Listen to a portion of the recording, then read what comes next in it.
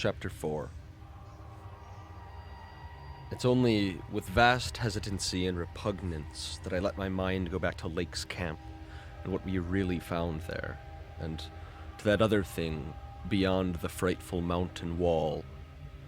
I am constantly tempted to shirk the details and to let hints stand for actual facts and ineluctable deductions. I hope I have said enough already to let me glide briefly over the rest, that is, of the horror at the camp. I have told of the wind-ravaged terrain, the damaged shelters, the disarranged machinery, the varied uneasiness of our dogs, the missing sledges and other items, the deaths of men and dogs, the absence of Gedney, and the 6 insanely buried biological specimens, strangely sound in texture for all their structural injuries, from a world 40 million years dead. I do not recall whether I mentioned that upon checking up the canine bodies we found one dog missing. We did not think much about that till later. Indeed, only Danforth and I have thought of it at all. The principal things I have been keeping back relate to the bodies, and to certain subtle points which may or may not lend a hideous and incredible kind of rationale to the apparent chaos. At the time, I tried to keep the men's minds off those points, for it was so much simpler, so much more normal, to lay everything to an outbreak of madness on the part of some of Lake's party. From the look of things, that demon mountain wind must have been enough to drive any man mad in the midst of this center of all earthly mystery and desolation. The crowning abnormality, of course, was the condition of the bodies, men and dogs alike. They had been in some terrible kind of conflict and were torn and mangled in fiendish and altogether inexplicable ways. Death, so far as we could judge, had in each case come from strangulation or laceration. The dogs had evidently started the trouble. The state of their ill-built corral bore witness to its forcible breakage from within. It had been set some distance from the camp because of the hatred of the animals for those hellish archaean organisms. But the precautions seemed to have been taken in vain. When left alone in that monstrous wind behind flimsy walls of insufficient height, they must have stampeded, whether from the wind itself or from some subtle, increasing odor emitted by the nightmare specimens. One could not say. Those specimens, of course, had been covered with a tent cloth. Yet the low Antarctic sun had beat steadily upon that cloth, and Lake had mentioned that solar heat tended to make the strangely sound and rough tissues of the things relax and expand. Perhaps the wind had whipped the cloth from over them and jostled them about in such a way that their more pungent olfactory qualities became manifest despite their unbelievable antiquity. But whatever had happened, it was hideous and revolting enough. Perhaps I had better put squeamishness aside and tell the worst at last, though with a categorical statement of opinion, based on the first-hand observations and most rigid deductions of both Danforth and myself, that the then-missing Gedney was in no way responsible for the loathsome horrors we found. I have said that the bodies were frightfully mangled. Now, I must add that some were incised and subtracted from, in the most curious, cold-blooded, and inhuman fashion. It was the same with dogs and men. All the healthier, fatter bodies, quadrupedal or bipedal, had their most solid masses of tissue cut out and removed, as by a careful butcher, and around them was a strange sprinkling of salt, taken from the ravaged provision chests on the plains, which conjured up the most horrible associations. The thing had occurred in one of the crude aeroplane shelters, from which the plane had been dragged out, and subsequent winds had effaced all tracks which could have supplied any plausible theory.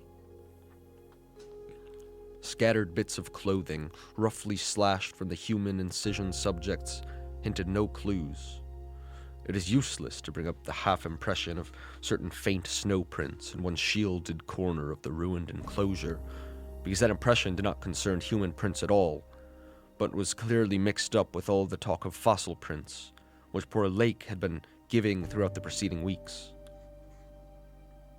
One had to be careful of one's imagination in the lee of those overshadowing mountains of madness. As I have indicated, Gedney and one dog turned out to be missing in the end. When we came on that terrible shelter, we had missed 2 dogs and 2 men, but the fairly unharmed dissecting tent, which we entered after investigating the monstrous graves, had something to reveal. It was not as Lake had left it, but the covered parts of the primal monstrosity had been removed from the improvised table. Indeed, we had already realized that one of the 6 imperfect and insanely buried things we had found, the one with the trace of a peculiarly hateful odor, must represent the collected sections of the entity which Lake had tried to analyze. On and around that laboratory table were strewn other things, and it did not take long for us to guess that those things were the carefully, though oddly and inexpertly dissected parts of 1 man and 1 dog. I shall spare the feelings of survivors by omitting mention of the man's identity. Lake's anatomical instruments were missing, but there were evidences of their careful cleansing. The gasoline stove was also gone, though around it we found a curious litter of matches. We buried the human parts beside the other 10 men, and the canine parts with the other 35 dogs. Concerning the bizarre smudges on the laboratory table, and on the jumble of roughly handled illustrated books scattered near it, we were much too bewildered to speculate. This formed the worst of the camp horror, but other things were equally perplexing. The disappearance of Gedney, the 1 dog, the 8 uninjured biological specimens, the 3 sledges, and certain instruments, illustrated technical and scientific books, writing materials, electric torches and batteries, food and fuel, heating apparatus, spare tents, fur suits, and the like, was utterly beyond sane conjecture, as were likewise the spatter-fringed ink blots on certain pieces of paper, and the evidences of curious alien fumbling and experimentation around the plains, and all other mechanical devices, both at the camp and at the boring. The dogs seemed to abhor this oddly disordered machinery.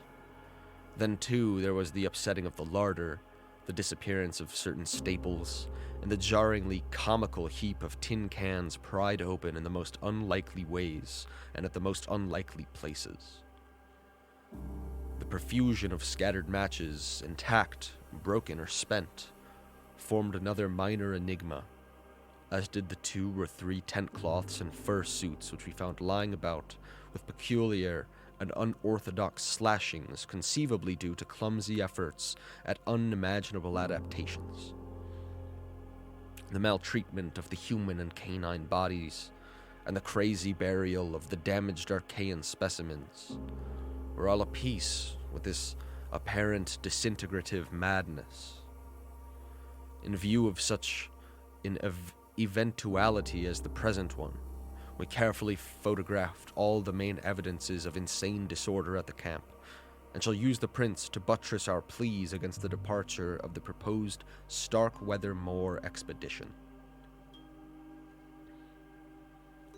Our first act, after finding the bodies in the shelter, was to photograph and open the row of insane graves with the 5-pointed snow mounds. We could not help noticing the resemblance of these monstrous mounds, with their clusters of grouped dots, to poor Lake's descriptions of the strange greenish soapstones. And when we came on some of the soapstones themselves in the great mineral pile, we found the likeness very close indeed.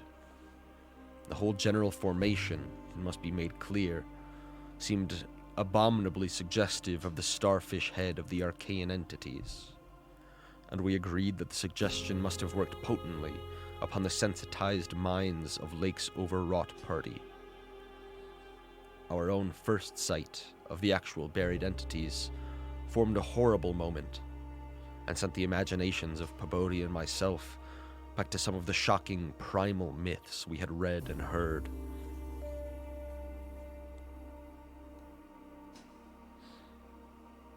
We all agreed that the mere sight and continued presence of the things must have cooperated with the oppressive polar solitude and demon mountain wind in driving Lake's party mad.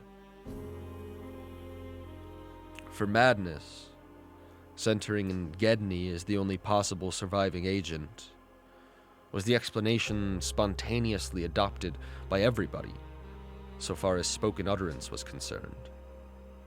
Though I will not be so naive as to deny that each of us may have harbored wild guesses, which sanity forbade him to formulate completely.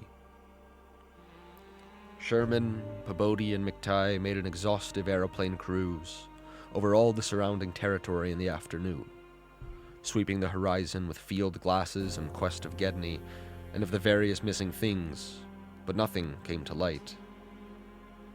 The party reported the Titan barrier range extended endlessly to right and left alike, without any diminution in height or essential structure. On some of the peaks, though, the regular cube and rampart formations were much bolder and plainer, having doubly fantastic similitudes to Rorik-painted Asian hill ruins. The distribution of cryptical cave mouths on the black snow-denuded summits seemed roughly even as far as the range could be traced. In spite of all the prevailing horrors, we were left with enough sheer scientific zeal and adventurousness to wonder about the unknown realm beyond those mysterious mountains. As our guarded messages stated, we rested at midnight after our day of terror and bafflement, but not without a tentative plan for one or more range-crossing altitude flights in a lightened plane with aerial camera and geologist's outfit, beginning the following morning. It was decided that Danforth and I try it first, and we awakened at 7 a.m., intending an early trip through heavy winds. Mentioned in our brief bulletin to the outside world, they delayed our start till nearly 9 o'clock. I've already repeated the non-committal story we told the men at camp and relayed outside, after our return 16 hours later. It is now my terrible duty to amplify this account by filling in the merciful blanks with hints of what we really saw in that hidden transmontane world. Hints of the revelations which have finally driven Danforth to a nervous collapse. I wish he would add a really frank word about the thing which he thinks he alone saw, even though it was probably a nervous delusion, and which was perhaps the last straw that put him where he is, but he is firm against that. All I can do is to repeat his later disjointed whispers about what sent him shrieking as the plane soared back through the wind-tortured mountain pass after that real and tangible shock which I shared. This will form my last word. If the plain signs of surviving elder horrors and what I disclose be not enough to keep others from meddling with the inner Antarctic, or at least from prying too deeply beneath the surface of that ultimate waste of forbidden secrets and unhuman, eon-cursed desolation, the responsibility for unnameable and perhaps immeasurable evils will not be mine.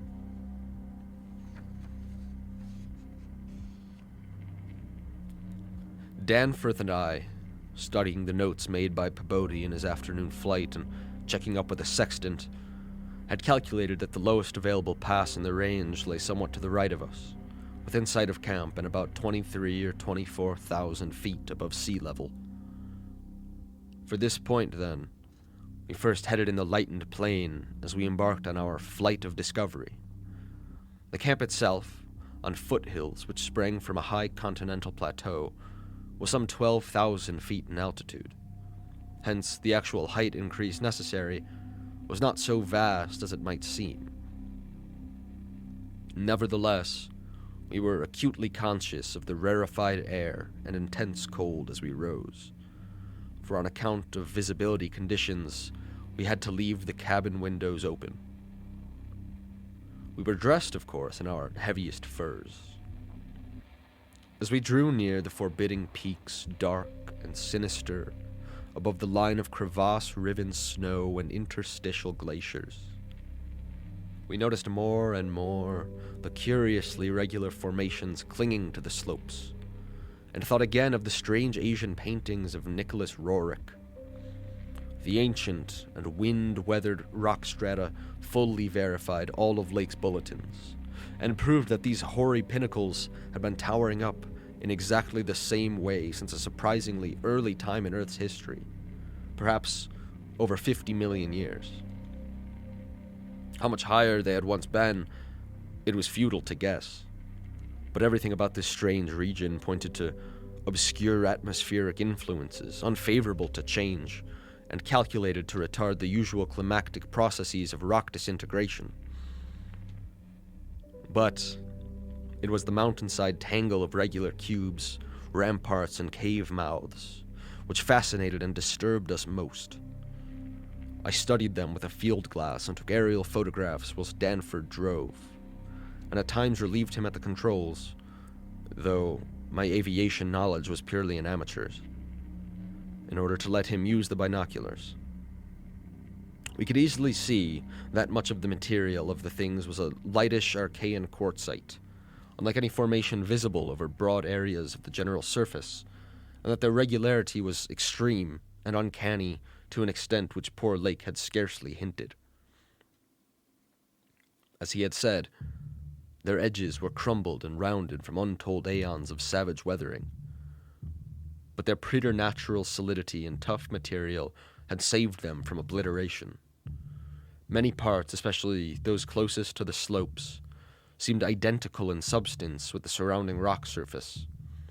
The whole arrangement looked like the ruins of Machu Picchu in the Andes, or the primal foundation walls of Kish, as dug up by the Oxford Field Museum expedition in 1929, and both Danford and I obtained that occasional impression of separate cyclopean blocks, which Lake had attributed to his flight companion Carol. How to account for such things in this place was frankly beyond me, and I felt queerly humble as a geologist. Igneous formations often have strange regularities, like the famous Giant's Causeway in Ireland, but this stupendous range, despite Lake's original suspicion of smoking cones, was above all else non-volcanic in evident structure.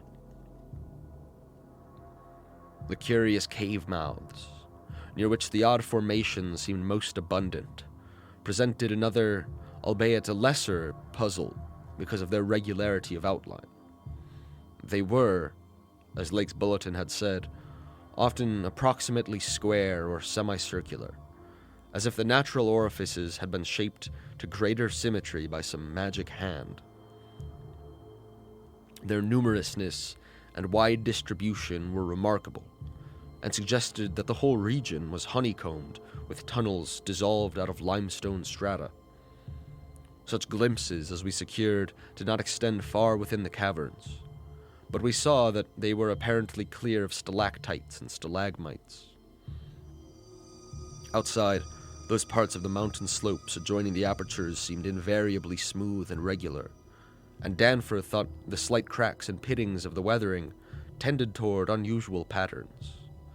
Filled as he was with the horrors and strangenesses discovered at the camp, he hinted that the pittings vaguely resembled those baffling groups of dots sprinkled over the primeval greenish soapstones, so hideously duplicated on the madly conceived snow mounds above those 6 buried monstrosities.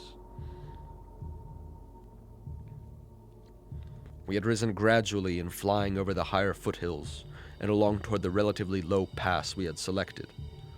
As we advanced, we occasionally looked down at the snow and ice of the land route, wondering whether we could have attempted the trip with the simpler equipment of earlier days. Somewhat to our surprise, We saw that the terrain was far from difficult as such things go, and that despite the crevasses and other bad spots, it would not have been likely to deter the sledges of a Scott, a Shackleton, or an Admundson. Some of the glaciers appeared to lead up to wind-bared passes with unusual continuity, and upon reaching our chosen pass, we found that its case formed no exception. Our sensations of tense expectancy as we prepared to round the crest and peer out over an untrodden world can hardly be described on paper, even though we had no cause to think the regions beyond the range essentially different from those already seen and traversed. The touch of evil mystery in these barrier mountains, and in the beckoning sea of opalescent sky glimpsed betwixt their summits, was a highly subtle and attenuated matter not to be explained in literal words. Rather, was it an affair of vague psychological symbolism and aesthetic association, a thing mixed up with exotic poetry and paintings, and with archaic myths lurking in shunned and forbidden volumes. Even the wind's burden held a peculiar strain of conscious malignity, and for a second it seemed that the composite sound included a bizarre musical whistling, or piping, over a wide range as the blast swept in and out of the omnipresent and resonant cave mouths. There was a cloudy note of reminiscent repulsion in this sound, as complex and unplaceable as any of the other dark impressions. We were now, after a slow ascent, at a height of 23,570 feet, according to the aneroid, and had left the region of clinging snow definitely below us. Up here were only dark, bare rock slopes and the start of rough-ribbed glaciers. But with those provocative cubes, ramparts, and echoing cave mouths to add a portent of the unnatural, the fantastic, the dreamlike. Looking along the line of high peaks, I thought I could see the one mentioned by poor Lake, with a rampart exactly on top. It seemed to be half lost in queer Antarctic haze, such a haze, perhaps, as had been responsible for Lake's early notion of volcanism. The pass loomed directly before us, smooth and windswept, between its jagged and malignly frowning pylons. Beyond it was a sky fretted with swirling vapors and lighted by the low polar sun, the sky of that mysterious farther realm upon which we felt no human eye had ever gazed. A few more feet of altitude, and we would behold that realm. Danforth and I, unable to speak, except in shouts amidst the howling, piping wind that raced through the pass and added to the noise of the unmuffled engines, exchanged eloquent glances. And then, having gained those last few feet, we did indeed stare across the momentous divide and over the unsampled secrets of an elder and utterly alien Earth.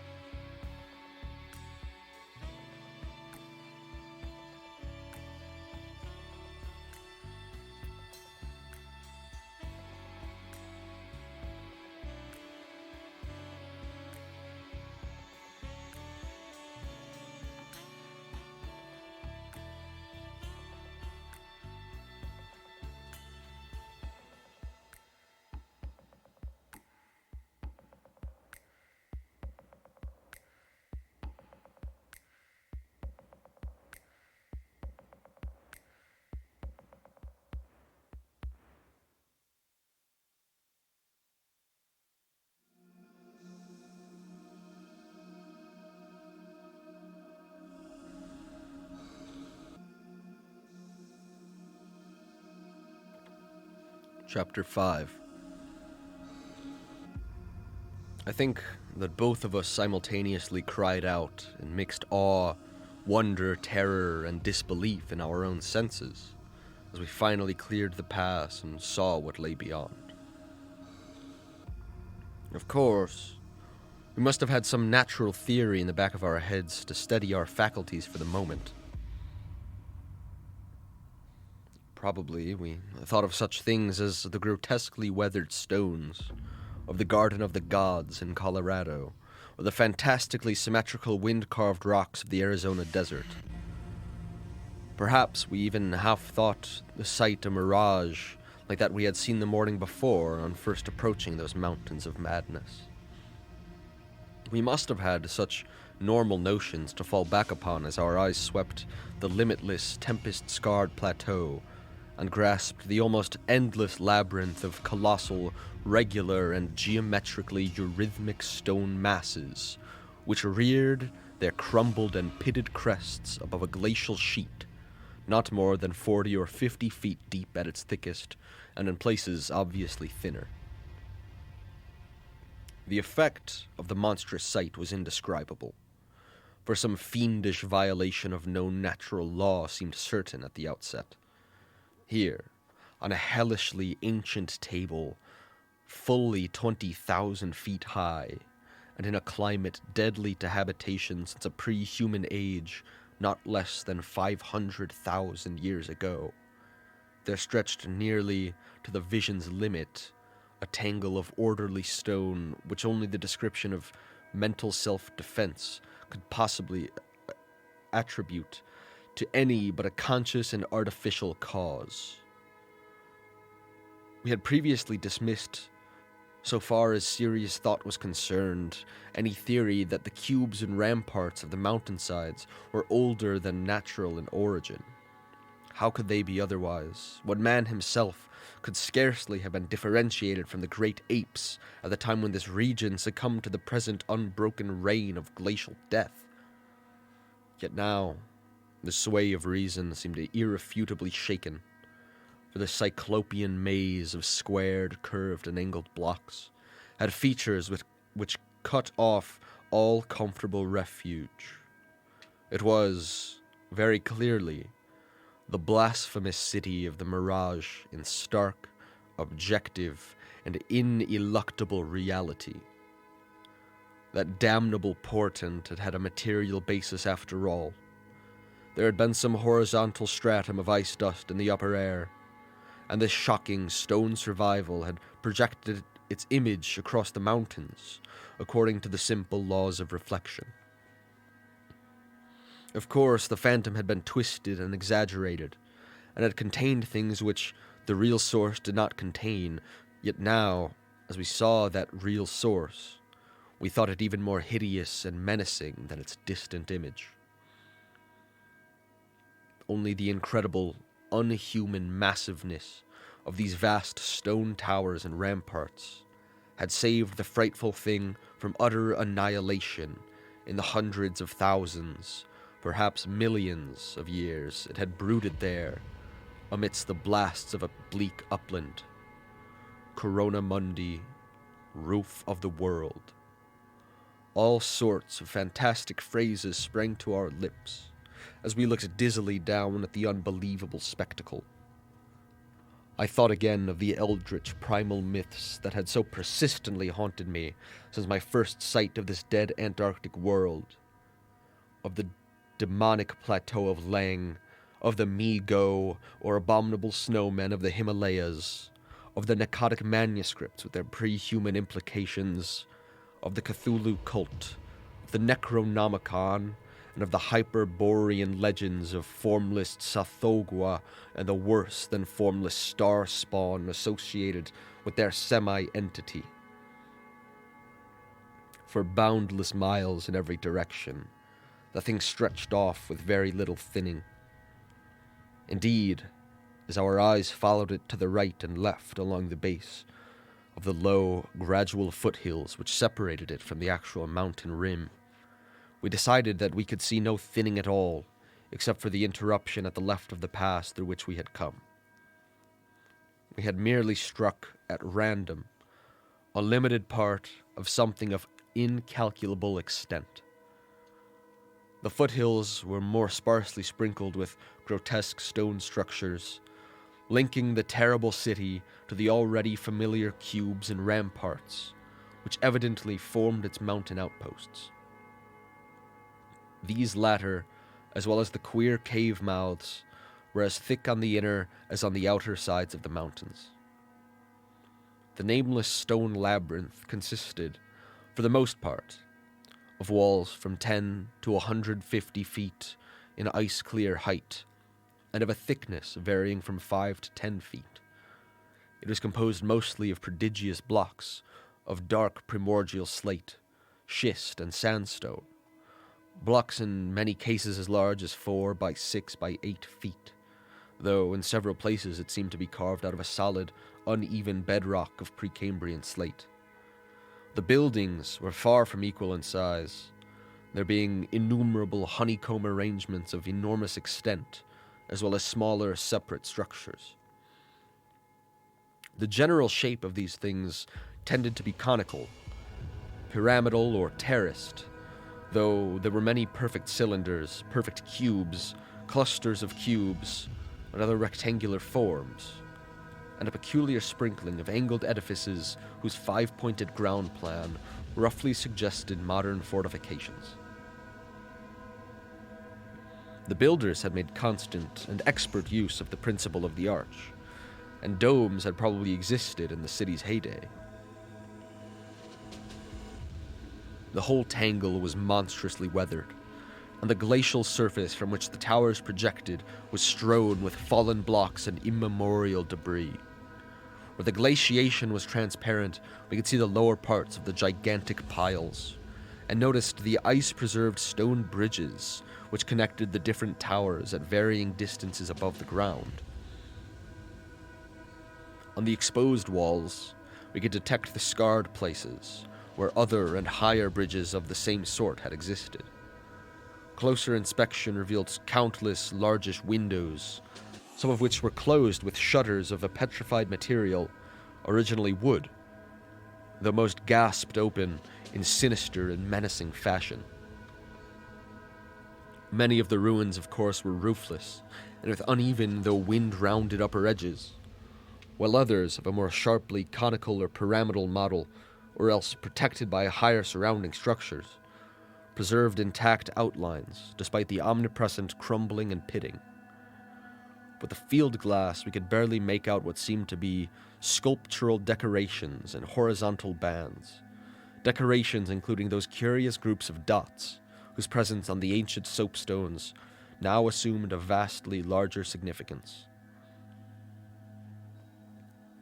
In many places, the buildings were totally ruined and the ice sheet deeply riven from various geologic causes. In other places, the stonework was worn down to the very level of the glaciation.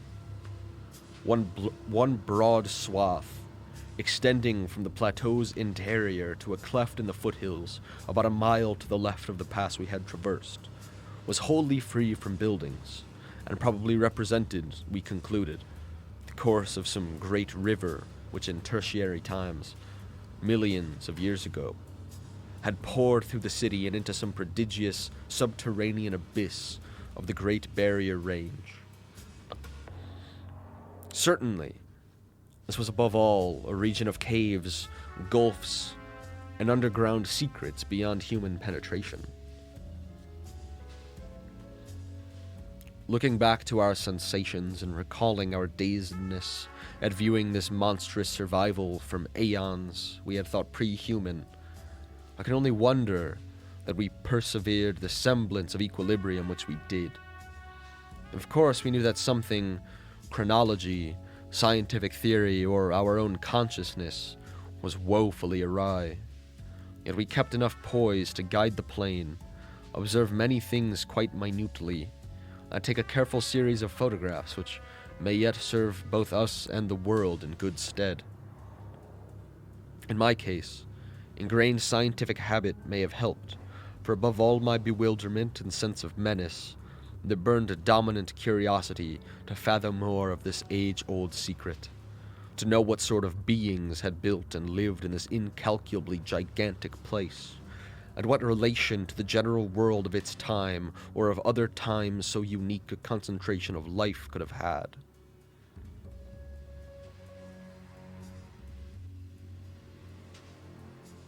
For this place could be no ordinary city. It must have formed the primary nucleus and a center of some archaic and unbelievable chapter of Earth's history, whose outward ramifications, recalled only dimly in the most obscure and distorted myths, had vanished utterly amidst the chaos of terrene convulsions, long before any human race we know had shambled out of apedom. Here sprawled a Paleogean megalopolis, compared with which the fabled Atlantis and Lemuria, Comorium and Uzuldarum, and Olathoe in the land of Lomar are recent things of today, not even of yesterday.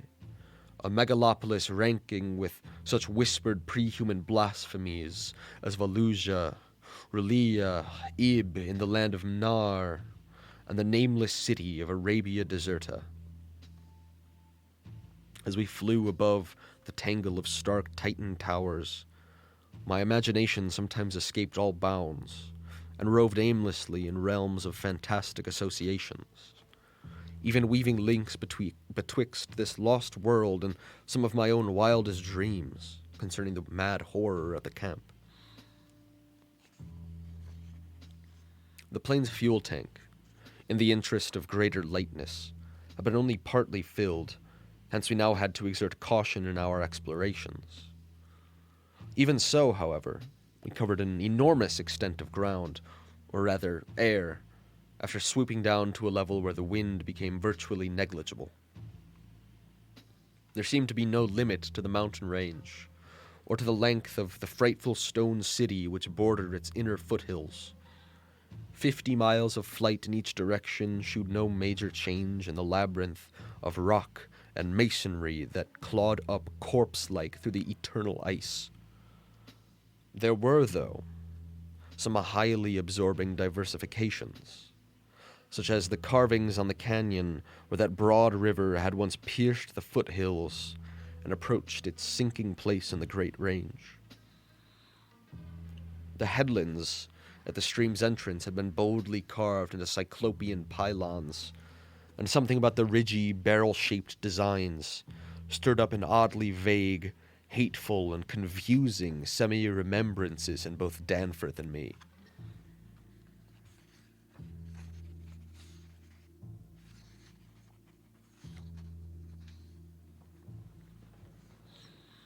We also came upon several star-shaped open spaces, evidently public squares, and noted various undulations in the terrain. Where a sharp hill rose, it was generally hollowed out into some sort of rambling stone edifice, but there were at least 2 exceptions. Of these latter, one was too badly weathered to disclose what had been on the jutting eminence, while the other still bore a fantastic, conical monument carved out of the solid rock and roughly resembling such things as the well-known snake tomb in the ancient valley of Petra. Flying inland from the mountains, we discovered that city was not of infinite width, even though its length along the foothills seemed endless. After about 30 miles, the grotesque stone buildings began to thin out, and in 10 more miles we came to an unbroken waste, virtually without signs of sentient artifice. The course of the river beyond the city seemed marked by a broad, depressed line, while the land assumed a somewhat greater ruggedness, seeming to slope slightly upward as it receded in the mist-hazed west.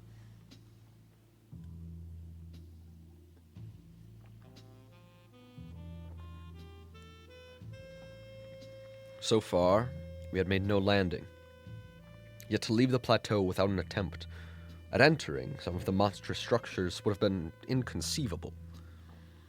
Accordingly, we decided to find a smooth place on the foothills, near our navigable pass, there grounding the plane, preparing to do some exploration on foot. though these gradual slopes were partly covered with a scattering of ruins, low flying soon discovered an ample number of possible landing places. Selecting that nearest to the pass, since our next flights would be across the Great Range and back to camp, we succeeded about 12:30 p.m. in coming down on a smooth, hard snowfield, wholly devoid of obstacles and well adapted to a swift and favorable takeoff later on.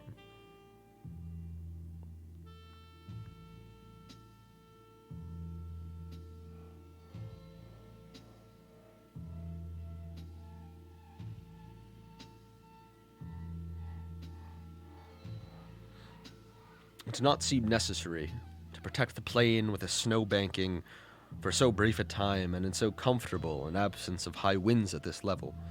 Hence we merely saw that the landing skis were safely lodged and that the vital parts of the mechanism were guarded against the cold. For our foot journey, we discarded the heaviest of our flying furs and took with us a small outfit consisting of pocket compass, hand camera, light provisions, voluminous notebooks and paper, geologist's hammer and chisels, specimen bags, coil of climbing rope, and powerful electric torches with extra batteries.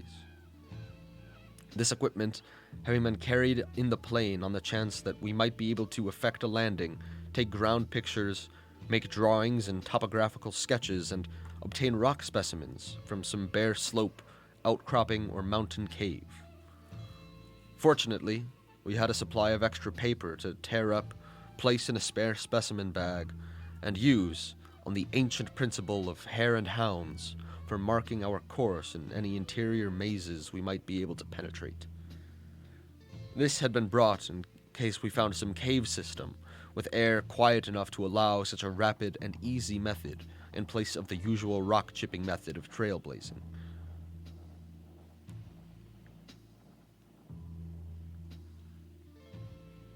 Walking cautiously downhill over the crusted snow toward the stupendous stone labyrinth that loomed against the opalescent west, we felt almost as keen a sense of imminent marvels as we had felt on approaching the unfathomed mountain pass 4 hours previously.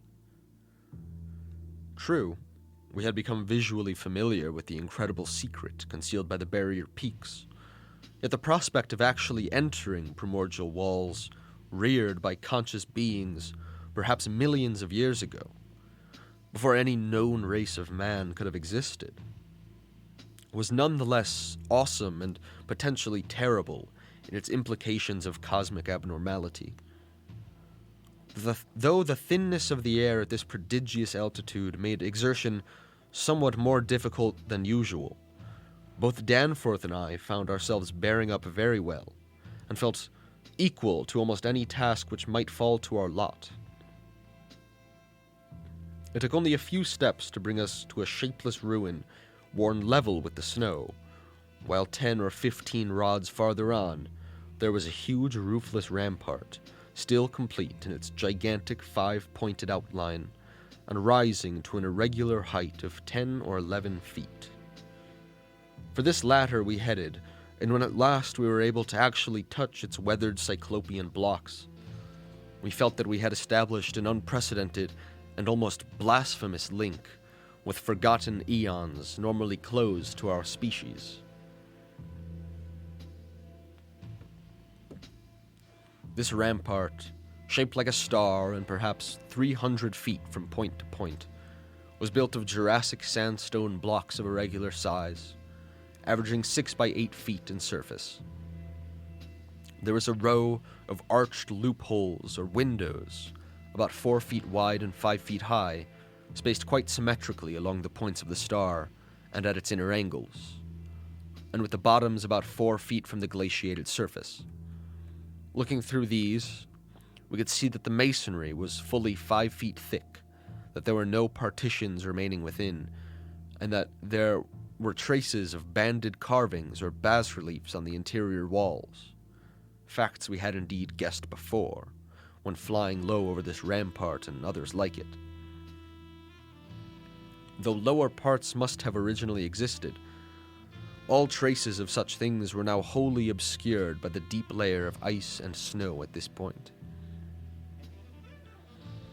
We crawled through one of the windows and vainly tried to decipher the nearly effaced mural designs, but did not attempt to disturb the glaciated floor. Our orientation flights had indicated that many buildings in the city proper were less ice-choked, and that we might perhaps find a wholly clear interiors leading down to the true ground level if we entered those structures still roofed at the top. Before we left the rampart, we photographed it carefully and studied its mortarless cyclopean masonry with complete bewilderment. We wished that Pabodi were present, for his engineering knowledge might have helped us guess how such titanic blocks could have been handled in that unbelievably remote age when the city and its outskirts were built up.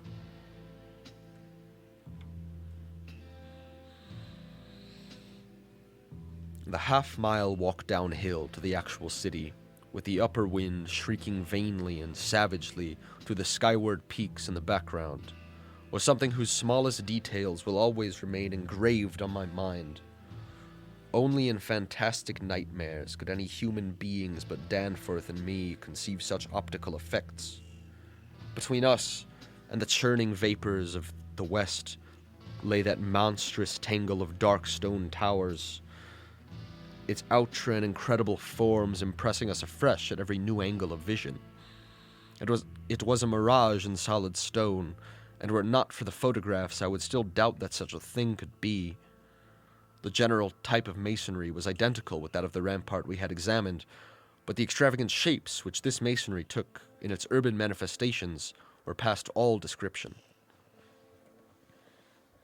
Even the pictures illustrate only one or two phases of its infinite bizarrerie, endless variety, preternatural massiveness, and utterly alien exoticism. There were geometrical forms for which a Euclid could scarcely find a name. Cones of all degrees of irregularity and truncation, terraces of every sort of provocative disproportion, shafts with odd bulbous enlargements, broken columns and curious groups, and five-pointed or five-ridged arrangements of mad grotesqueness. As we drew nearer, we could see beneath certain transparent parts of the ice sheet, and detect some of the tubular stone bridges that connected the crazily sprinkled structures at various heights. Of orderly streets there seemed to be none, the only broad open swath being a mile to the left, where the ancient river had doubtless flowed through the town into the mountains. Our field glasses showed the external horizontal bands of nearly effaced sculptures and dot groups to be very prevalent, and we could half imagine what the city must have once looked like, even though most of the roofs and tower tops had necessarily perished.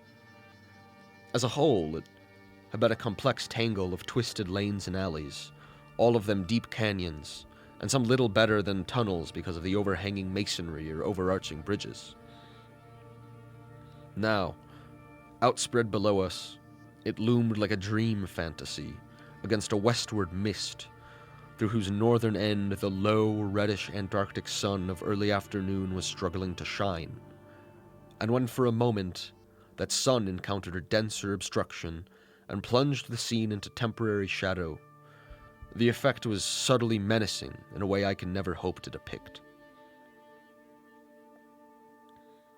Even the faint howling and piping of the unfelt wind in the great mountain passes behind us took on a wilder note of purposeful malignity. The last stage of our descent to the town was unusually steep and abrupt, and a rock outcropping at the edge where the grade changed led us to think that an artificial terrace had once existed there. Under the glaciation, we believed, there must be a flight of steps or its equivalent. When at last we plunged into the labyrinthine town itself, clambering over fallen masonry and shrinking from the oppressive nearness and dwarfing height of omnipresent crumbling and pitted walls, our sensations again became such that I marvel at the amount of self-control we retained. Danforth was frankly jumpy, and began making some offensively irrelevant speculations about the horror at the camp, which I resented all the more, because I could not help sharing certain conclusions forced upon us by many features of this morbid survival from nightmare antiquity. The speculations worked on his imagination too, for in one place, where a debris-littered alley turned a sharp corner, he insisted that he saw faint traces of a ground markings which he did not like, whilst elsewhere he stopped to listen to a subtle, imaginary sound from some undefined point. A muffled musical piping, he said, not unlike that of the wind in the mountain caves, yet somehow disturbingly different. The ceaseless five-pointedness of the surrounding architecture, and of the few distinguishable mural arabesques, had a dimly sinister suggestiveness we could not escape, and gave us a touch of terrible subconscious, certainly concerning the primal entities which had reared and dwelt in this unhallowed place.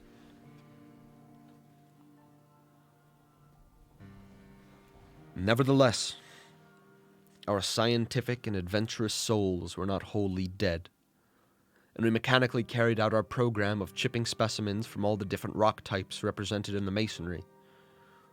We wished a rather full set in order to draw better conclusions regarding the age of the place. Nothing in the great outer walls seemed to date from later than the Jurassic and Comanchean periods, nor was any piece of stone in the entire place of a greater recency than the Pliocene age. In stark certainty, we were wandering amidst a death which had reigned at least 500,000 years, and, in all probability, even longer.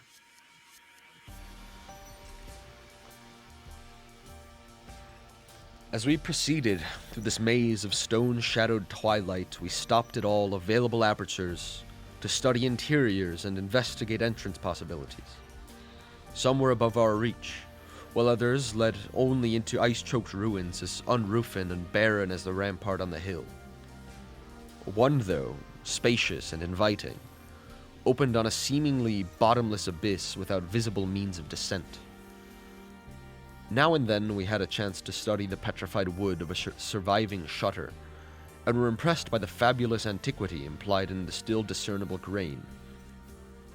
The things had come from Mesozoic gymnosperms and conifers, especially Cretaceous cycads, and from fan palms and earlier angiosperms of plainly tertiary date.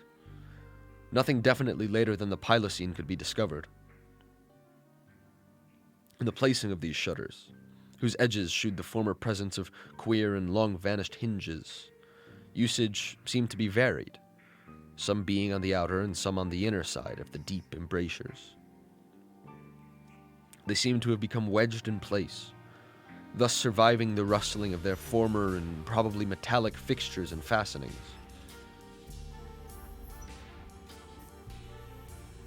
After a time, we came across a row of windows, in the bulges of a colossal five-ridged cone of undamaged apex, which led into a vast, well-preserved room with stone flooring.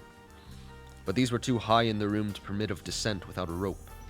We had a rope with us, but did not wish to bother with this 20-foot drop unless obliged to, especially in this thin plateau air, where great demands were made upon the heart action.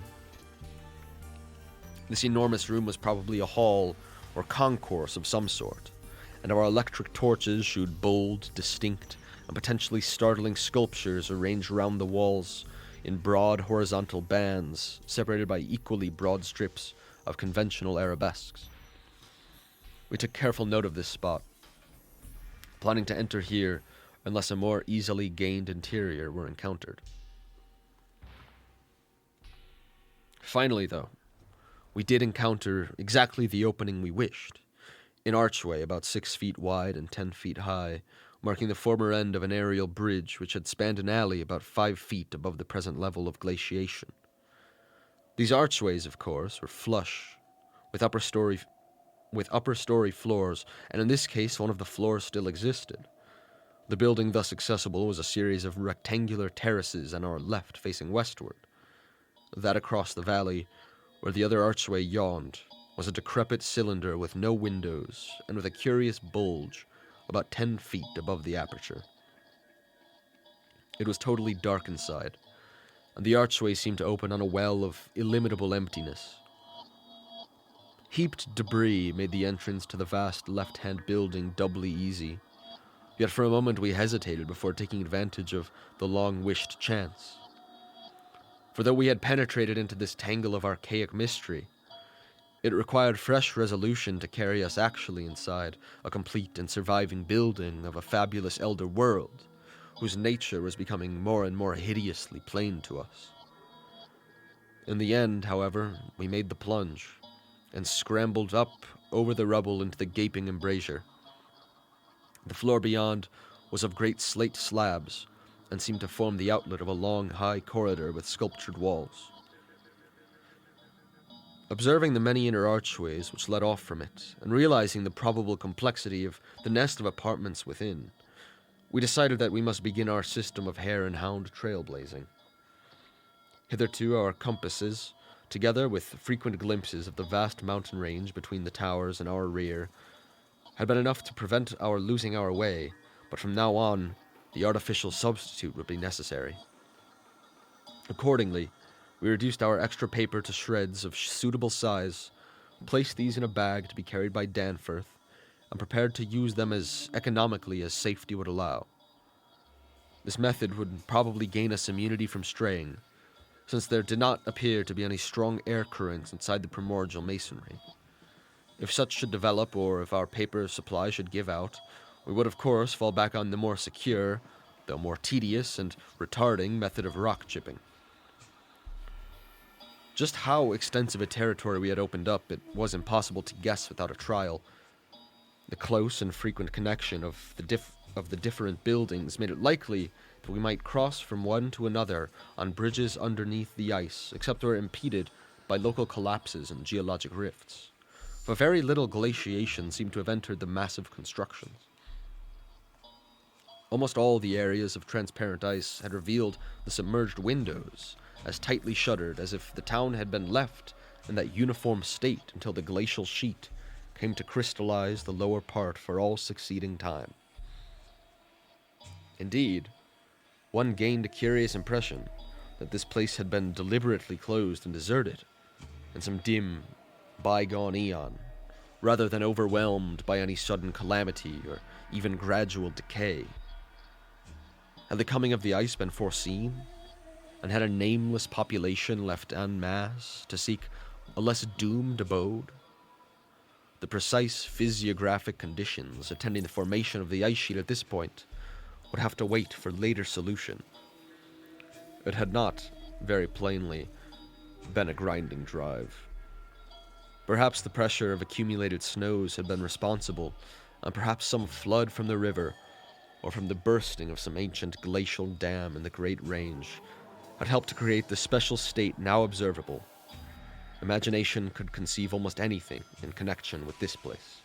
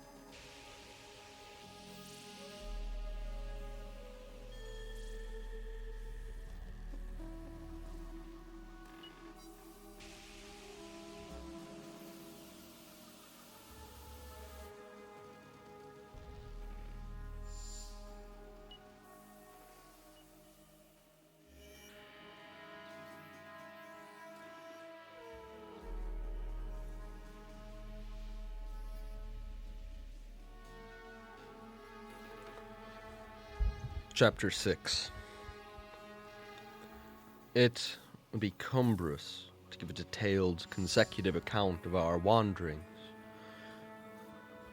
Inside that cavernous, eon-dead honeycomb of primal masonry, that monstrous lair of elder secrets which now echoed for the first time, after uncounted epochs, to the tread of human feet.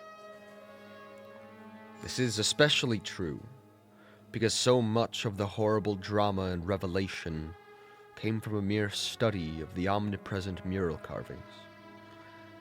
Our flashlight photographs of those carvings will do much toward proving the truth of what we are now disclosing, and it is lamentable that we had not a larger film supply with us. As it was, we made crude notebook sketches of certain salient features after all our films were used up. The building which we had entered was one of great size and elaborateness, and gave us an impressive notion of the architecture of that nameless geologic past. The inner partitions were less massive than the outer walls, but on the lower levels were excellently preserved. Labyrinthine complexity, involving curiously irregular differences in floor levels, characterized the entire arrangement, and we should certainly have been lost at the very outset but for the trail of torn paper left behind us. We decided to explore the more decrepit upper parts first of all, hence climbed aloft in the maze for a distance of some 100 feet, to where the topmost tier of chambers yawned snowily and ruinously open to the polar sky. Ascent was effected over the steep, transversely ribbed stone ramps or inclined planes, which everywhere served in lieu of stairs. The rooms we encountered were of all imaginable shapes and proportions, ranging from 5-pointed stars to triangles and perfect cubes. It might be safe to say that their general average was about 30 by 30 feet in floor area and 20 feet in height, though many larger apartments existed. After thoroughly examining the upper regions and the glacial level, we descended story by story into the submerged part, where indeed we soon saw we were in a continuous maze of connected chambers and passages, probably leading over unlimited areas outside this particular building. The cyclopean massiveness and giganticism of everything about us became curiously oppressive, and there was something vaguely but deeply unhuman in all the contours, dimensions, proportions, decorations, and constructional nuances of the blasphemously archaic stonework. We soon realized, from what the carvings revealed, that this monstrous city was many million years old. We cannot yet explain the engineering principles used in the animations, used in the anomalous balancing and adjustment of the vast rock masses, though the function of the arts was clearly much relied on. The rooms we visited were wholly bare of all portable contents, a circumstance which sustained our belief in the city's deliberate desertion. The prime decorative feature was the almost universal system of mural sculpture, which tended to run in the continuous horizontal bands of equal width given over to geometrical arabesques. There were exceptions to this rule of arrangement, but its preponderance was overwhelming. Often, however, a series of smooth cartouches, containing oddly patterned groups of dots, would be sunk along one of the arabesque bands. The technique, we soon saw, was mature, accomplished, and aesthetically evolved to the highest degree of civilized mastery, though utterly alien in every detail to any known art tradition of the human race. In delicacy of execution, no sculpture I have ever seen could approach it. The minutest details of elaborate vegetation or of animal life were rendered with astonishing vividness despite the bold scale of the carvings, whilst the conventional designs were marvels of skillful intricacy. The arabesques displayed a profound use of mathematical principles and are made up of obscurely symmetrical curves and angles based on the quantity of 5. The pictorial bands followed a highly formalized tradition and involved a peculiar treatment of perspective, but had an artistic force that moved us profoundly, notwithstanding the intervening gulf of vast geologic periods. Their method of design hinged on a singular juxtaposition of the cross-section with the two-dimensional silhouette, and embodied an analytical psychology beyond that of any known race of antiquity. It is useless to try to compare this art with any represented in our museums. Those who see our photographs will probably find its closest analog in certain grotesque conceptions of the most daring futurists. The arabesque tracery consisted altogether of depressed lines, whose depth on unweathered walls varied from 1 to 2 inches. When cartouches with dot groups appeared, evidently as inscriptions in some unknown and primordial language and alphabet, the depression of the smooth surface was perhaps 1.5 inches, and of the dots perhaps a 1/2 inch more. The pictorial bands were in countersunk low relief, their background being depressed about 2 inches from the original wall surface.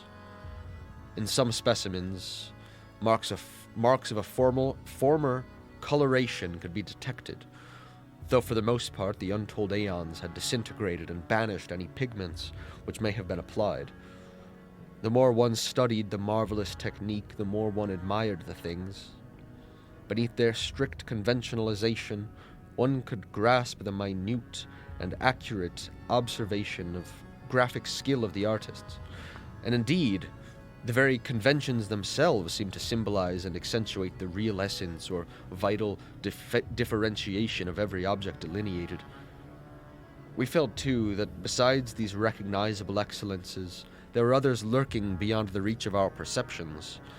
Certain touches here and there gave vague hints of latent symbols and stimuli, which another mental and emotional background and a fuller or different sensory equipment might have made of profound and poignant significance to us.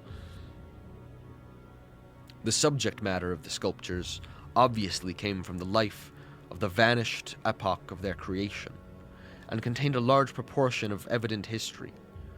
In this abnormal historic mindedness of the primal race, a chance circumstance operating through coincidence miraculously in our favor, which made the carving so awesomely informative to us, and which caused us to place their photography and transcription above all other considerations.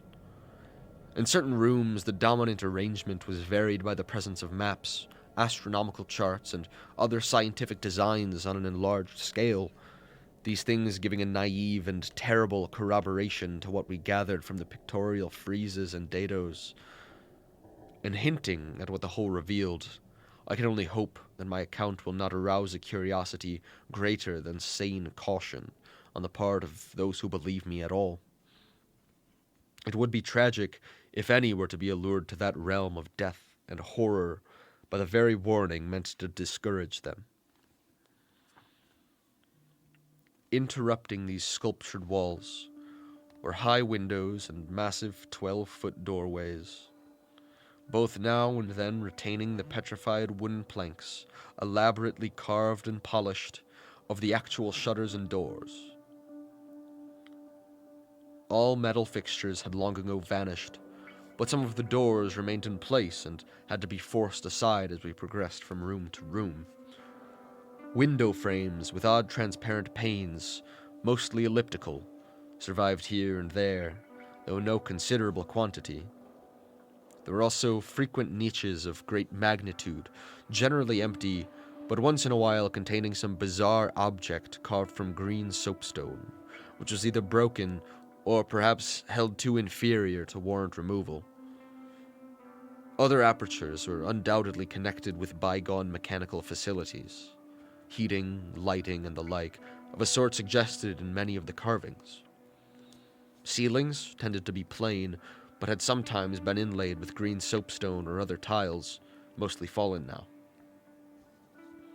Floors were also paved with such tiles, though plain stonework predominated. As I have said, all furniture and other movables were absent, but the sculptures gave a clear idea of the strange devices which had once filled these tomb-like echoing rooms. Above the glacial sheet, the floors were generally thick with detritus, litter, and debris, but farther down this condition decreased. In some of the lower chambers and corridors, there was little more than gritty dust or ancient incrustations, while occasional areas had an uncanny air of newly swept immaculateness. Of course, where rifts or collapses had occurred, the lower levels were as littered as the upper ones. A central court, as in other structures we had seen from the air, saved the inner regions from total darkness, so that we seldom had to use our electric torches in the upper rooms, except when studying sculptured details. Below the ice cap, however, the twilight deepened, and in many parts of the tangled ground level there was an approach to absolute blackness. To form even a rudimentary idea of our thoughts and feelings as we penetrated this aeon-silent maze of unhuman masonry, one must correlate a hopelessly bewildering chaos of fugitive moods, memories, and impressions. The sheer, appalling antiquity and lethal desolation of the place were enough to overwhelm almost any sensitive person, but added to these elements were the recent, unexplained horror at the camp, and the revelations all too soon effected by the terrible mural sculptures around us. The moment we came upon a perfect section of carving, where no ambiguity of interpretation could exist, it took only a brief study to give us the hideous truth, a truth which it would be naive to claim Danforth and I had not independently suspected before, though we had carefully refrained from even hinting it to each other. There can now be no further merciful doubt upon the nature of the beings which had built and inhabited this monstrous dead city millions of years ago, when men's ancestors were primitive, archaic mammals, and vast dinosaurs roamed the tropical steppes of Europe and Asia. We had previously clung to a desperate alternative and insisted, each to himself, that the omnipresence of the five-pointed motif meant only some cultural or religious exaltation of the archaean natural object, which had so patently embodied the quality of five-pointedness, as the decorative motifs of Minoan Crete exalted the sacred bull, those of Egypt the scarabaeus, those of Rome the wolf and the eagle, and those of various savage tribes some chosen totem animal. But this lone refuge was now stripped from us, and we were forced to face definitely the reason-shaking realization, which the reader of these pages has doubtless long ago anticipated. I can scarcely bear to write it down in black and white, even now, but perhaps that will not be necessary.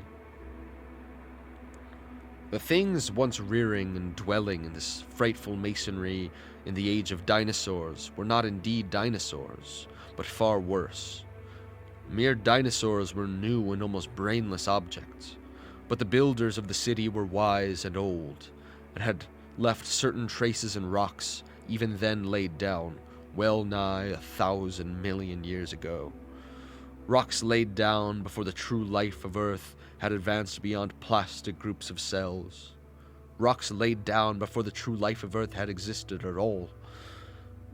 They were the makers and enslavers of that life, and above all doubt, the originals of the fiendish elder myths, which things like the Necrotic manuscripts and the Necronomicon affrightedly hint about. They were the great old ones that had filtered down from the stars when the earth was young, the beings whose substance an alien evolution had shaped, and whose powers were such as this planet had never bred. And to think that only the day before, Danforth and I had actually looked upon fragments of their millennially fossilized substance, and that poor Lake and his party had seen their complete outlines. It is, of course, impossible for me to relate in proper order the stages by which we picked up what we know of that monstrous chapter of pre-human life. After the first shock of the certain revelation, we had to pause a while to recuperate, and it was fully 3 o'clock before we got started on our actual tour of systematic research. The sculptures in the building we entered were of relatively late date, perhaps 2 million years ago, as checked up by geological, biological, and astronomical features, and embodied an art which would be called decadent in comparison with that of specimens we found in older buildings after crossing bridges under the glacial sheet. One edifice, hewn from the solid rock, seem to go back 40 or possibly even 50 million years to the lower Eocene or upper Cretaceous, and contain bas-reliefs of an artistry surpassing anything else, with one tremendous exception that we encountered. That was, we have since agreed, the oldest domestic structure we traversed. Were it not for the support of those flashlights soon to be made public, I would refrain from telling what I found and inferred, lest I be confined as a madman. Of course, the infinitely early parts of the patchwork tale, representing the pre-terrestrial life of the star-headed beings on other planets and in other galaxies and in other universes, can readily be interpreted as the fantastic mythology of those beings themselves.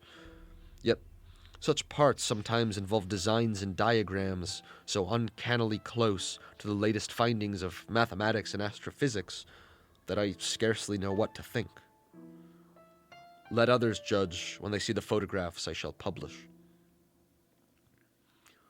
Naturally, no one set of carvings which we encountered told more than a fraction of any connected story, nor did we even begin to come upon the various stages of that story in their proper order.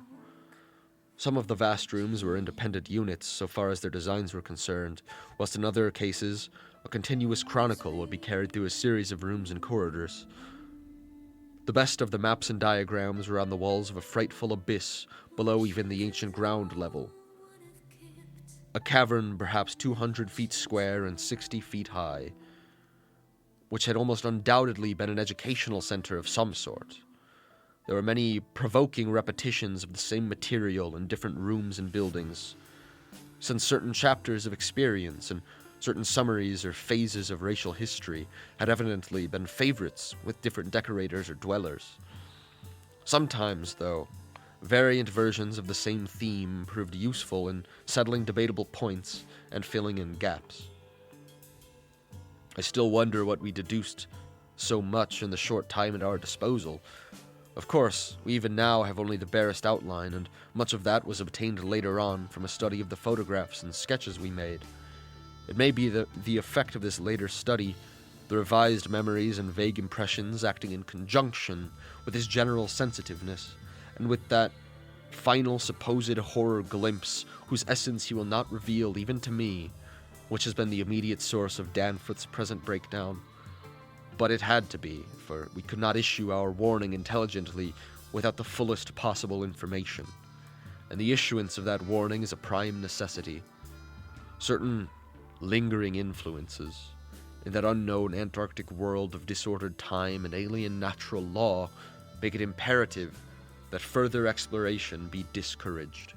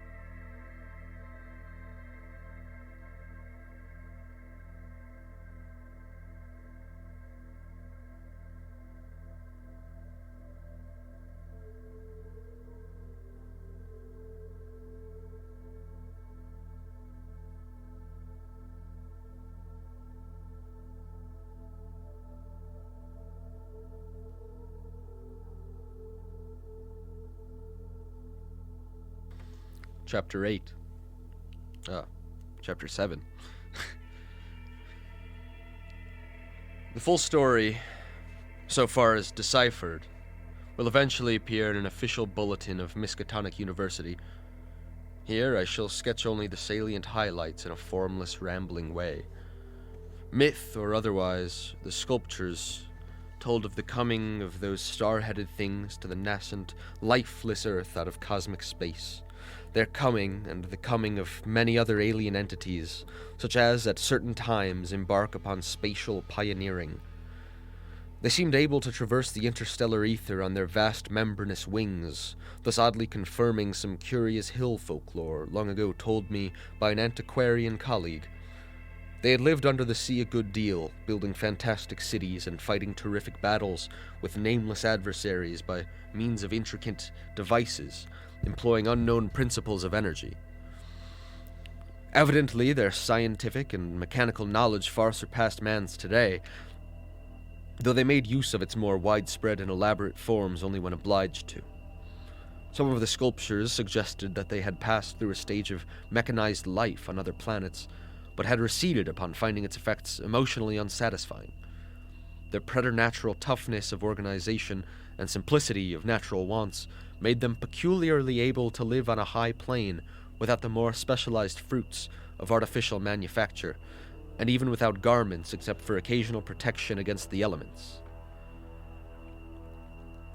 It was under the sea, at first for food and later for other purposes, that they first created Earth life, using available substances according to long-known methods. The more elaborate experiments came after the annihilation of various cosmic entities.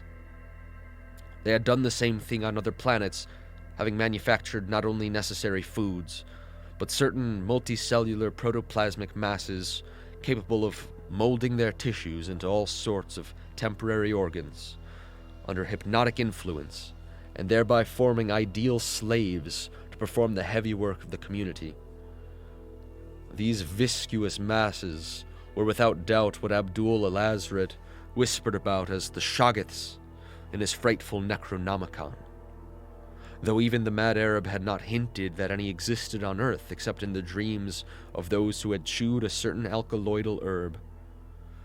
When the star-headed Old Ones on this planet had synthesized their simple food forms and bred a good supply of Shoggoths, they allowed other cell groups to develop into other forms of animal and vegetable life for sundry purposes, extirpating any whose presence became troublesome. With the aid of the Shoggoths, whose expansions could be made to lift prodigious weights, the small, low cities under the sea grew to vast and imposing labyrinths of stone, not unlike those which later rose on land.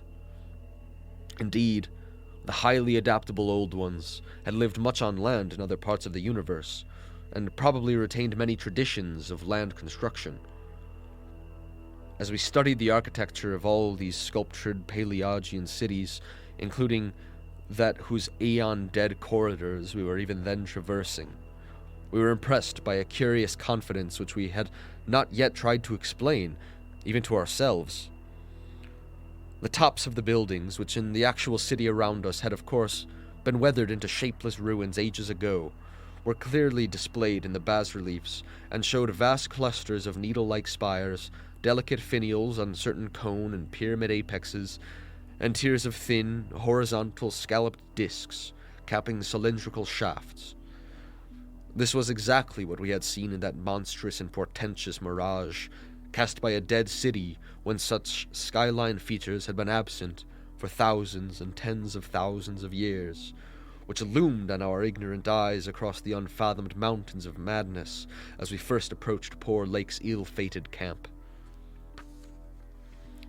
Of the life of the Old Ones, both under the sea and after part of them migrated to land, volumes could be written. Those in shallow water had continued the fullest use of the eyes at the ends of their 5 main head tentacles, and had practiced the arts of sculpture and of writing in quite the usual way, the writing accomplished with a stylus on waterproof waxen surfaces. Those lower down in the ocean depths, though they used a curious phosphorescent organism to furnish light, pieced out their vision with obscure special senses, operating through the prismatic cilia on their heads, senses which rendered all the old ones partly independent of light in emergencies.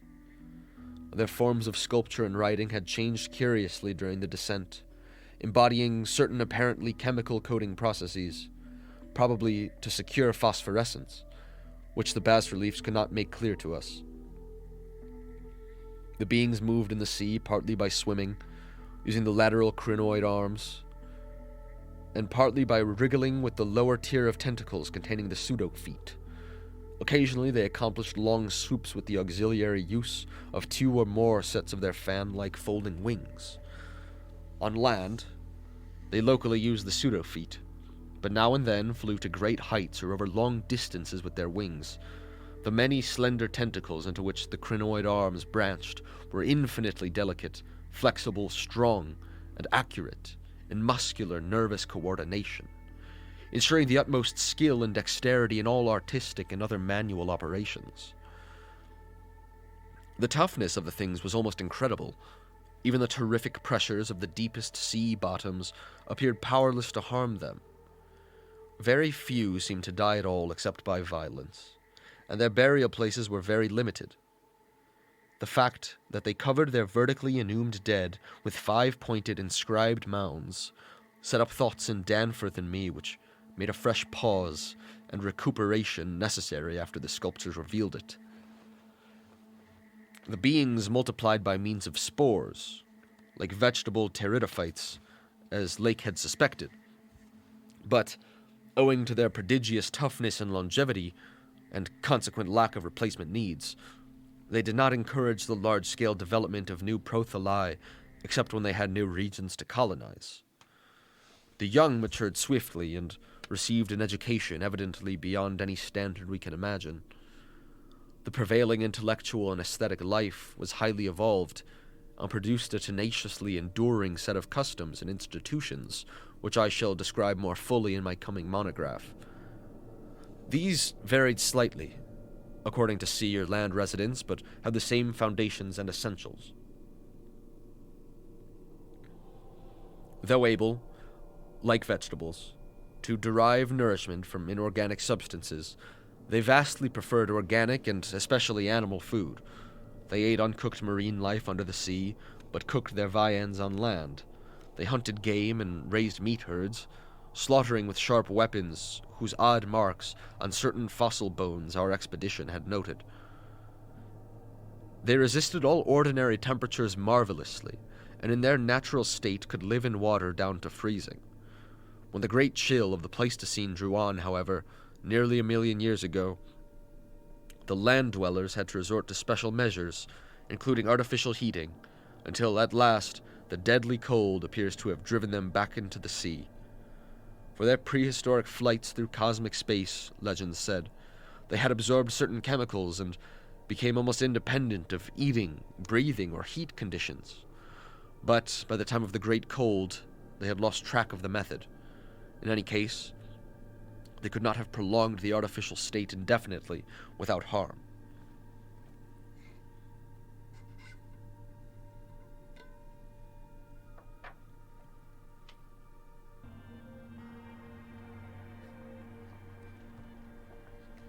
Being non-pairing and semi-vegetable in structure, the old ones had no biological basis for the family phase of mammal life, but seemed to organize large households on the principles of comfortable space utility and, as we deduced from the pictured occupations and diversions of co-dwellers, congenial mental association. In furnishing their homes, they kept everything in the center of the huge rooms, leaving all the wall spaces free for decorative treatment. Lighting, in the case of the land inhabitants, was accomplished by a device, probably electrochemical in nature.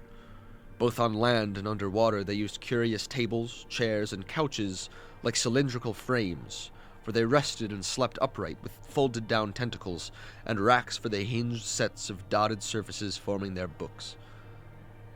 Government was evidently complex and probably socialistic, though no certainties in this regard could be deduced from the sculptures we saw. There was extensive commerce, both local and between different cities, certain small, flat counters, 5-pointed and inscribed, serving as money. Probably the smaller of the various greenish soapstones found by our expedition were pieces of such currency. Though the culture was mainly urban, some agriculture and much stock raising existed. Mining and a limited amount of manufacturing were also practiced. Travel was very frequent, but permanent migration seemed relatively rare, except for the vast colonizing movements by which the race expanded. For personal locomotion, no external aid was used, since in land, air, and water, movement alike, the Old Ones seemed to possess excessively vast capacities for speed. Loads, however, were drawn by beasts of burden, shoggoths under the sea, and a curious variety of primitive vertebrates in the later years of land existence. These vertebrates, as well as an infinity of other life forms, animal and vegetable, marine, terrestrial, and aerial, the products of unguided evolution acting on life cells made by the Old Ones, but escaping beyond their radius of attention. They had been suffered to develop unchecked because they had not come in conflict with the dominant beings. Bothersome forms, of course, were mechanically exterminated. It interested us to see in some of the very last and most decadent sculptures a shambling primitive mammal, used sometimes for food and sometimes as an amusing buffoon by the land dwellers, whose vaguely simian and human foreshadowings were unmistakable. In the buildings of land cities, the huge stone blocks of the high towers were generally lifted by vast winged pterodactyls of a species heretofore unknown to paleontology. The persistence with which the Old Ones survived various geologic changes and convulsions of the Earth's crust was little short of miraculous.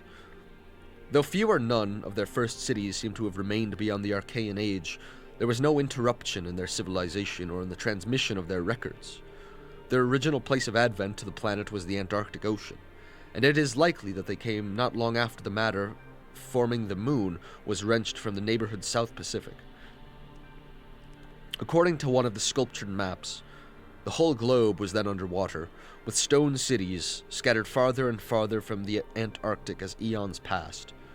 Another map shows a vast bulk of dry land around the South Pole, where it is evident that some of the beings made experimental settlements, though their main centers were transferred to the nearest sea bottoms.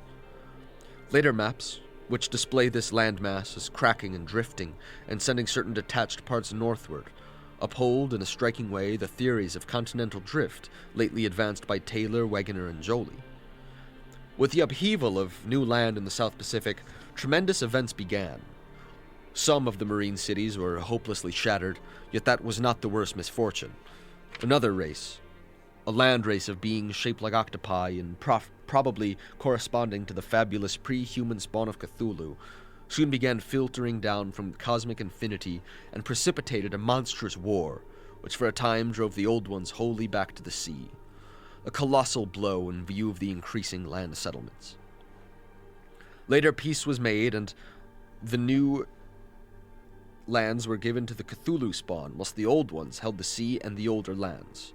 New land cities were founded, the greatest of them in the Antarctic, for this region of first arrival was sacred. From then on, as before, the Antarctic remained the center of the Old One civilization, and all the discoverable cities built there by the Cthulhu spawn were blotted out. Then, suddenly, the lands of the Pacific sank again, taking with them the frightful stone city of R'lyeh and all the cosmic octopi, so that the Old Ones were again supreme on the planet, except for one shadowy fear about which they did not like to speak. At a rather late age, their cities dotted all the land and water areas of the globe, hence the recommendation in my coming monograph that some archaeologists make systematic borings with Peabody's type of apparatus in certain widely separated regions. The steady trend down the ages was from water to land, a movement encouraged by the rise of new land masses, though the ocean was never wholly deserted. Another cause of the landward movement was the new difficulty in breeding and managing the shoggoths upon which successful sea life depended. With the march of time, as the sculptures sadly confessed, the art of creating new life from inorganic matter had been lost, so that the Old Ones had to depend on the molding of forms already in existence. On land, the great reptiles proved highly tractable, but the shoggoths of the sea were producing by fission and acquiring a dangerous degree of accidental intelligence, presented for a time a formidable problem. They had always been controlled through the hypnotic suggestion of the Old Ones, and had modeled their tough plasticity into various useful temporary limbs and organs. But now, their self-modeling powers were sometimes exercised independently, and in various imitative forms implanted by past suggestion. They had, it seems, developed a semi-stable brain whose separate and occasionally stubborn volition echoed the will of the Old Ones without always obeying it. Sculptured images of these Shoggoths filled Danforth and me with horror and loathing. They were normally shapeless entities composed of a viscous jelly which looked like an agglutination of bubbles, and each averaged about 15 feet diameter when a sphere. They had, however, a constantly shifting shape and volume, throwing out temporary developments or forming apparent organs of sight, hearing, and speech in imitation of their masters, either spontaneously or according to suggestion. They seem to have become peculiarly intractable toward the middle of the Permian Age, perhaps 150 million years ago, when a veritable war of re-subjugation was waged upon them by the marine Old Ones. Pictures of this war and of the headless, slime-coated fashion in which the Shoggoths typically left their slain victims held a marvelously fearsome quality, despite the intervening abyss of untold ages. The Old Ones had used curious weapons of molecular disturbance against the rebel entities, and in the end had achieved a complete victory. Thereafter, the sculpture showed a period in which Shoggoths were tamed and broken by armed Old Ones as the wild horses of the American West were tamed by cowboys. Though during the rebellion the Shoggoths had shown an ability to live out of water, this transition was not encouraged, since their usefulness on land would hardly have been commensurate with the trouble of their management. During the Jurassic Age, the Old Ones met fresh adversity in the form of a new invasion from outer space, this time by half-fungus, half-crustacean creatures from a planet identifiable as the remote and recently discovered Pluto. Creatures undoubtedly the same as those figuring in certain whispered hill legends of the north, and remembered in the Himalayas as the Mi-Go, or abominable snowmen. To fight these beings, the Old Ones attempted, for the first time since their terrene advent, to sally forth again into the planetary ether, but despite all traditional preparations found it no longer possible to leave the Earth's atmosphere. Whatever the old secret of interstellar travel had been, it was now definitely lost to the race. In the end, the Mi-Go drove the Old Ones out of all the northern lands, though they were powerless to disturb those in the sea. Little by little, the slow retreat of the elder race to their original Antarctic habitat was beginning. It was curious to note from the pictured battles that both the Cthulhu spawn and the Mi-Go seem to have composed of matter more widely different from that which we know than was the substance of the Old Ones. They were able to undergo transformations and reintegrations impossible for their adversaries, and seem therefore to have originally come from even remoter gulfs of cosmic space. The Old Ones, but for their abnormal toughness and peculiar vital properties, were strictly material, and must have had their absolute origin within the known space-time continuum, whereas the first sources of the other beings could only be guessed at with bated breath. All this, of course, assuming that the non-terrestrial linkages and the anomalies ascribed to the invading foes are not pure mythology. Conceivably, the Old Ones might have invented a cosmic framework to account for their occasional defeats, since historical interest and pride obviously formed their chief psychological element. It is significant that their annals failed to mention many advanced and potent races of beings whose mighty cultures and towering cities figure persistently in certain obscure legends. The changing state of the world, through long geologic ages, appeared with startling vividness in many of the sculptured maps and scenes. In certain cases, existing science will require revision, while in other cases its bold deductions are magnificently confirmed.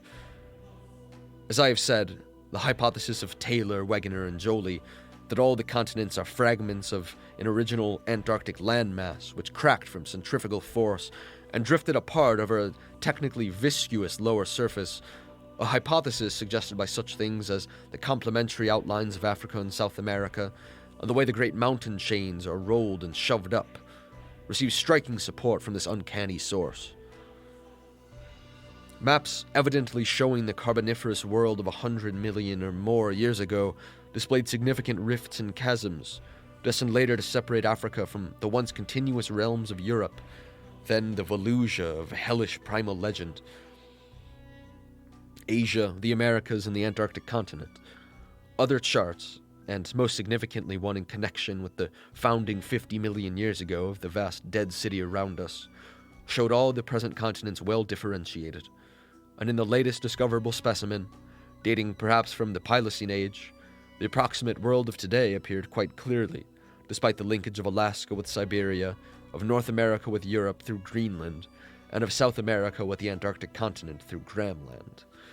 In the Carboniferous map, the whole globe, ocean floor and rifted landmass alike, bore symbols of the Old One's vast stone cities, but in the later charts, the gradual recession toward the Antarctic became very plain.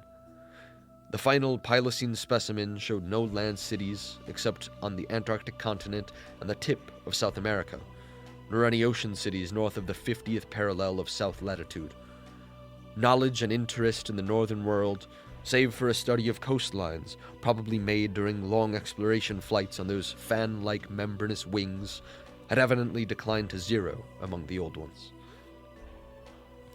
Destruction of cities through the upthrust of mountains, the centrifugal rending of continents, the seismic convulsions of land or sea bottom, and other natural causes was a matter of common record, and it was curious to observe how fewer and fewer replacements were made as the ages wore on. The vast, dead megalopolis that yawned around us seemed to be the last general center of the race, built early in the Cretaceous age after a titanic earth buckling had obliterated a still vaster predecessor not far distant. It appeared that this general region was the most sacred spot of all, where reputedly the first Old Ones had settled on a primal sea bottom. In the new city, many of whose features we could recognize in the sculptures, but which stretched fully 100 miles along the mountain range in each direction beyond the farthest limits of our aerial survey, there were reputed to be preserved certain sacred stones forming part of the first sea-bottom city, which were thrust up to light after long epochs in the course of the general crumpling of strata.